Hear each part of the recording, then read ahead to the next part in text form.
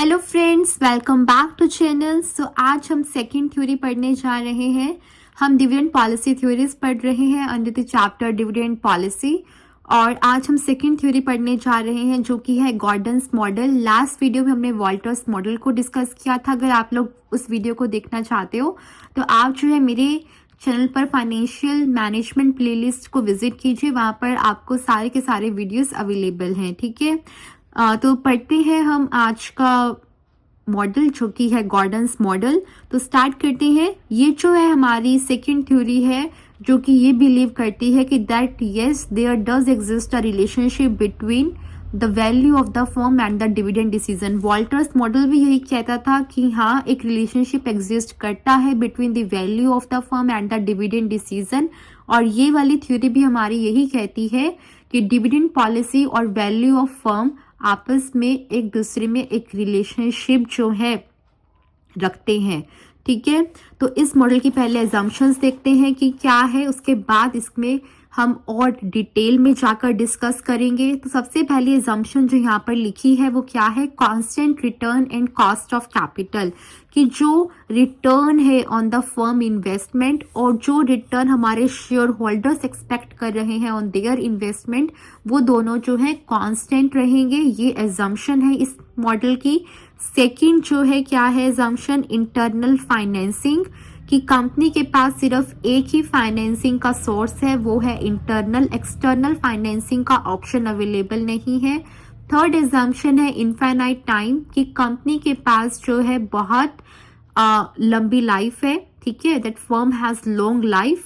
Fourth assumption है कि constant retention ratio. Retention ratio का मतलब होता है the percentage of earnings that will B retained in the business. ठीक है, परसेंटेज ऑफ अर्निंग्स रिटेन्ड, उसको हम रिटेंशन रेशियो बोलते हैं। और इसको भी कांस्टेंट एज्यूम किया गया है कि ये भी जो है कांस्टेंट रहेंगी, ऐसा ये मॉडल एज्यूम करता है। ठीक है, नेक्स्ट हमारे पास अब बात आती है कि मेजर जो मेन एजम्पशन है वो क्या है। वो ये है, ये मॉडल में ये एज्यूम किया गया है कि जो हमारे इन्वेस्टर्स हैं जो अपना पैसा फर्म में इन्वेस्ट करेंगे, वो इन्वेस्टर्स बहुत ही रिस्क एवर्ट्स है। मतलब कि वो बिल्कुल भी रिस्क लेने के लिए रेडी नहीं है। रिस्क किस चीज का, कि उनको जो है उनकी इन्वेस्टेड अमाउंट पर डिजायर्ड रिटर्न ना मिले। जितना वो एक्सपेक्ट कर रहे हैं उतना रिटर्न उन्हें शायद कंपनी ना दे पाए। इस चीज का रिस्क लेने के लिए वो रेडी नहीं है, वो रिस्क एवर्स है। सेकेंड एजम्पशन क्या है कि इन्वेस्टर्स जो है वो प्रीमियम पुट करते हैं on a certain return and on the other hand they discount uncertain returns. इसका मतलब क्या है वो भी मैं आपको सिंपल लैंग्वेज में समझाती हूँ। इसका मतलब ये है कि जो फर्म्स रेगुलर डिविडेंड दे रही हैं, ठीक है, मतलब कि हर साल कांस्टेंट डिविडेंड की जहां पर पॉलिसी इन्वेस्टर्स देख रहे हैं, उस फर्म के शेयर्स को खरीदने के लिए वो हायर प्राइस देने के लिए भी हमेशा रेडी रहते हैं। ठीक है, जहां पर उन्हें दिख रहा है कि करंट इनकम वो अर्न कर सकते हैं to meet their living expenses, उस फर्म के शेयर्स के लिए वो हमेशा रेडी रहेंगे कि अगर हमें हाई प्राइस देकर भी उन्हें खरीदना पड़े तो हम रेडी हैं। बट अगर जहां पर उन्हें दिख रहा है कि फर्म के जो डिविडेंड पॉलिसी है वो इस तरह की है कि कोई कांस्टेंट डिविडेंड नहीं कंपनी देती है, किसी साल दे देती है, किसी साल नहीं देती है, और जो रेट है वो भी काफी फ्लक्चुएट करता है, तो उस तरह की ऑर्गेनाइजेशन के शेयर्स को खरीदते टाइम वो ज्यादा प्राइस देने के लिए कभी भी रेडी नहीं होंगी। वो हमेशा उस कंपनी के शेयर्स को जो है डिस्काउंटेड वैल्यू पर ही खरीदना चाहेंगे। ठीक है, तो ये थे हमारे दो मेजर एजम्पशंस कि पहले इन्वेस्टर्स रिस्क एवर्स हैं, दूसरे वो प्रीमियम पुट कर रहे हैं ऑन सर्टेन रिटर्न, कि वो हायर प्राइस देने के लिए भी रेडी हैं जहां पर उन्हें सर्टेन रिटर्न आते हुए दिखाई दे रहे हैं। और अगर उन्हें लग रहा है कि रिटर्न सर्टेन नहीं है तो वहां पर वो हाई प्राइस बिल्कुल भी नहीं देंगे, वो डिस्काउंट पुट करते हैं उस तरह की कंपनी के शेयर्स पर। ठीक है, तो इस मॉडल का जो मेजर एग्जाम्पशन था वो यही कि जो इन्वेस्टर्स हैं वो रिस्क लेने के लिए रेडी नहीं है, वो हमेशा यही प्रेफर करेंगे कि उन्हें जो है करंट डिविडेंड मिले।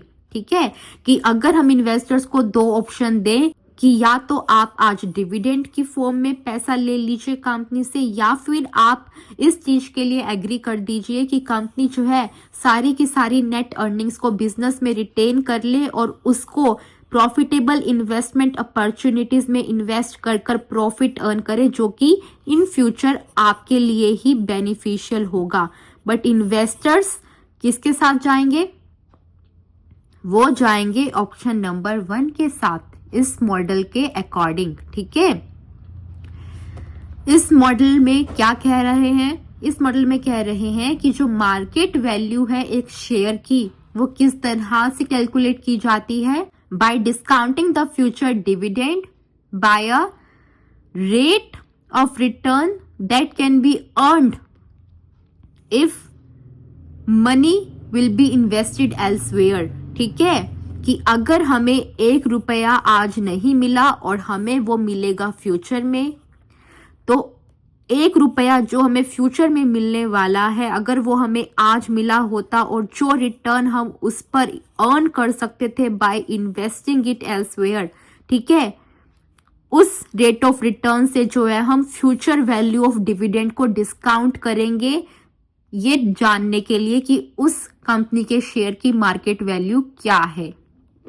फॉर्मूला नीचे गिवन है, यहाँ पर आप देख सकते हो। Market price per share is equal to earning per share bracket open 1 minus B. B क्या है? Percentage of earning retained. ठीक है, और 1 माइनस बी क्या देगा? Percentage of earning that will be distributed as dividend. ठीक है, divided by cost of capital minus growth rate. तो इस तरह से इस मॉडल में मार्केट वैल्यू जो है कैलकुलेट की जाती है शेयर्स की एक कंपनी के। तो बेसिकली इसका जो क्रक्स है, इस मॉडल का जो क्रक्स है वो यही है कि एक फर्म के पास 2 ऑप्शंस रहते हैं, या तो वो डिविडेंड की फॉर्म में डिस्ट्रीब्यूट करे अर्निंग्स को, या फिर वो रिटेन करे। ठीक है, और हमारे इन्वेस्टर्स क्या है? रिस्क एवर्स है। ये इस मॉडल की एजम्पशन है क्या? नहीं, हमने पढ़ी थी ना। अब इन्वेस्टर्स हमेशा कहेंगे, हमेशा प्रेफर करेंगे कि कंपनी ऑप्शन 1 को चूज करे, और जब कंपनी ऑप्शन 1 को चूज करेगी तो शेयर्स के जो मार्केट प्राइस है वो बढ़ेंगे और कंपनी की जो वैल्यू है वो मैक्सिमाइज होगी। और वहीं दूसरी ओर अगर फर्म सेकंड ऑप्शन को चूज करती है और सारा का सारा पैसा बिजनेस में रिटेन कर लेती है, तो उस केस में क्या होगा? उस केस में जो मार्केट प्राइस है वो नीचे गिर जाएंगे और जो वैल्यू है फर्म की वो भी डिक्रीज हो जाएगी। ठीक है, तो इस तरह से इस मॉडल ने इस्टेब्लिश किया relationship between the value of the firm and the dividend decision. तो आई होप सो कि आपको ये मॉडल भी अच्छे से समझ में आ गया होगा। अगर आपको ये वीडियो अच्छा लगा है, आपको कुछ सीखने को मिला है, तो इस वीडियो को लाइक करना, अपने फ्रेंड के साथ शेयर कीजिए। चैनल पर नए आए हो तो चैनल को सब्सक्राइब करना मत भूलिएगा। Thank you very much for watching this video. Bye bye.